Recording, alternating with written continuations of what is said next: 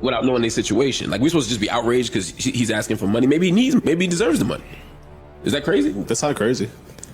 No, it's not crazy. It's a lot of... This video falls under fair use. Commentary, criticism, and reactions are all protected. What's up, everyone? Back with another one.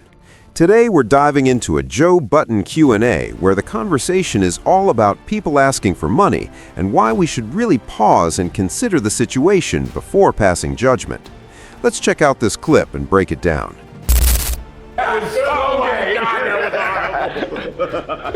Without knowing their situation. Like, we're supposed to just be outraged because he's asking for money. Maybe he deserves the money. Is that crazy? That's not crazy. No, it's not crazy. It's a lot of... Okay, legs. Hey, hold up. I want to get such a...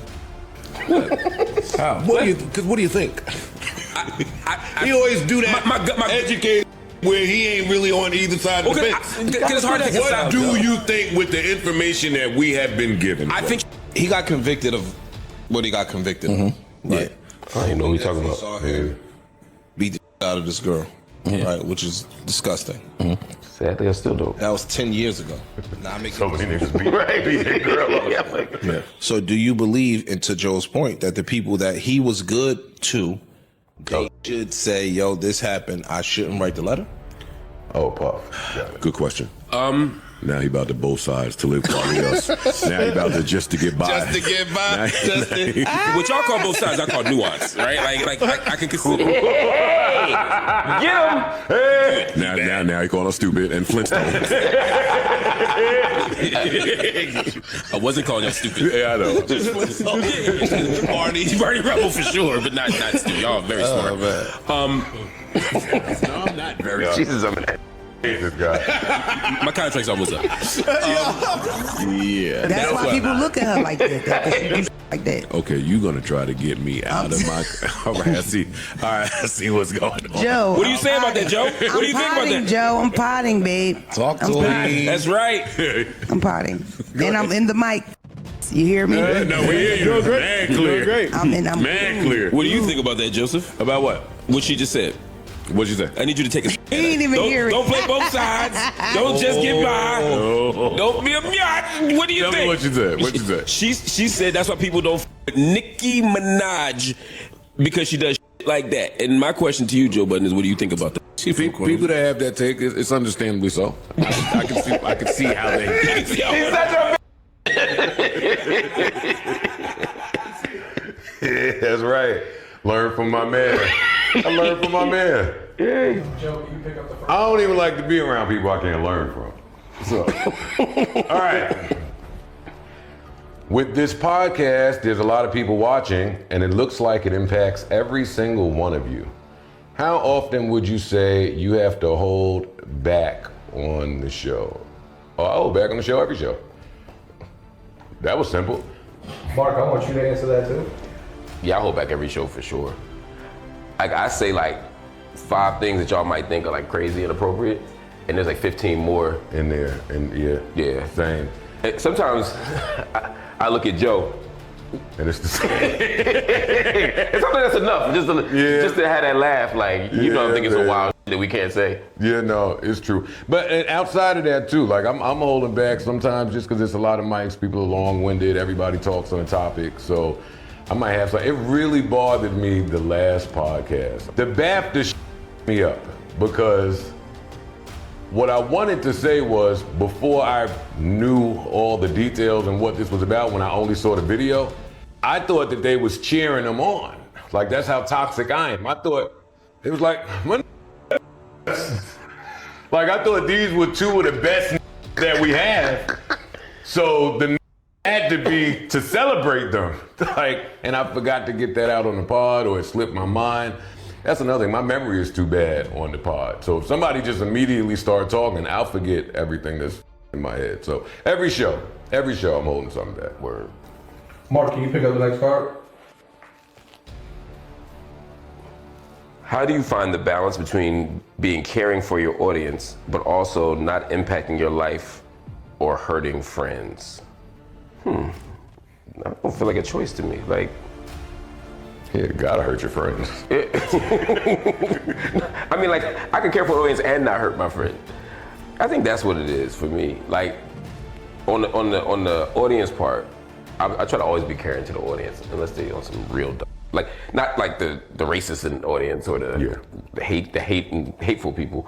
The people that love us. Yeah, exactly. But not impacting your life, or I'll say this, the main way I play it safe, the main way I don't want to impact my life is to not say nothing where I gotta go home and hear that. Yeah, from the boss. Yeah. Friends I don't care about. Smart. Me too. I try to tiptoe the line, but I still get screamed at. You tiptoe for like a little bit, then you get comfortable. See, but I don't have a problem impacting my life either, though. I feel like I can handle the life stuff. The people that love me, I can speak to them and they'll understand why I had to say that. Right. The Joe Budden podcast has been one of the biggest names in hip-hop for years. They've built a platform that breaks down everything from culture to controversy, giving fans real insight and analysis. In this clip, they deliver that signature deep dive, showing exactly why they've earned their spot as the #1 podcast in the game. like a loser sibling. Yo, I'm still getting texts. Yes, exactly like the loser sibling segment. And all of my siblings are kings. Joe, can you pick up the next card? Certainly. Why wouldn't I pick up another card? You shitting me? This is fun. All right. In the initial clip, Joe, you got at Mark for playing it safe. Do you think that's something Mark does a lot? This is an interesting question because I feel like Mark sometimes plays it safe, but sometimes is the most controversial person on the show, and you have to really watch what he's saying and who he's saying it about. When I love Mark. I remember when was that Asara Shakur? Oh, yeah. Asara Shakur, yeah. Yeah, when she passed, Mark gave such a glowing tribute.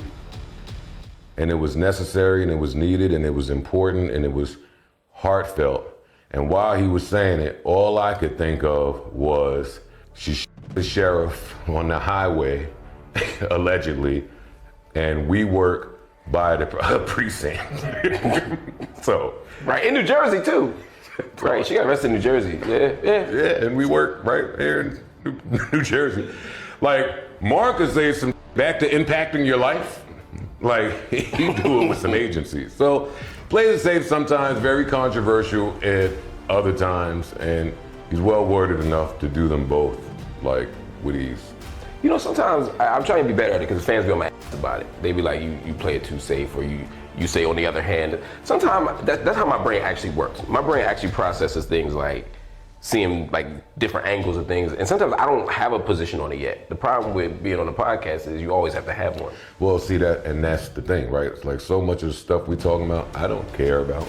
Like, I don't care to have a real opinion on, but yeah, you're on a pod, so you got to do it. Yeah. Sorry, breaking news. I could give about at least 75% of the things that we talk about. Exactly. I like going off script. Me too. I like going off the script, so. Yeah. It's just an act, y'all. Except nail text. In this Joe Budden Q&A, the conversation dives deep into judgment and perspective, especially around situations where someone is asking for financial help. The main takeaway is that people often react with immediate outrage, but that reaction isn't always fair. Joe and the panel stress that asking for money doesn't automatically make someone wrong or greedy. Sometimes it's reasonable and justified. They highlight how past actions, like convictions or mistakes, can shape perceptions, yet those events don't define every choice someone makes today. The discussion emphasizes nuance, urging listeners to think critically rather than respond impulsively. They also explore balancing personal responsibility with understanding, showing that empathy doesn't mean excusing behavior, but seeing the bigger picture. Make sure to drop a comment and like the video to share your thoughts.